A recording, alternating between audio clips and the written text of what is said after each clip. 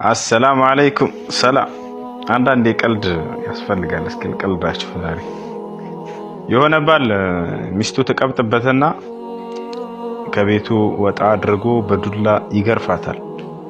ልክ እየገረፋት እያለ የሆነ ሰው ባጠገባቸው ያልፋል። በጣም ደነገጠና ወደ እነዚህ ሰዎች መጣ። ከዚያ ለባሏ እንዲህ አለው፣ አንተ ሰው ያማሃል እንዴ? እንዴት ብለህ ነው ሚስትህን በዱላ የምትገርፋት? ዱላ ያህያ ነው፣ ሴትን በሴት ነው መግረፍ ይለዋል። ሰውየው አልገባውም። ምን ለማለት ፈልገህ ነው? በግልጽ ቋንቋ እስኪ ንገረኝ፣ እኔ አልገባኝም ይለዋል። ሚስት ገብቷታል። ሴትን በሴት ነው መግረፍ ማለት ሚስትህ ከቀበጠችብህ ስርዓት እንድትይዝ ሌላ ሁለተኛ ሚስት አግባባት ማለት ፈልጎ ነው። ይሄ ስለገባት ለባሏም ብትለው ጥሩ ነው። እባክህ እናትስማው ሞኝ ነው፣ መደብደብህን ቀጥል ዝም ብላለች።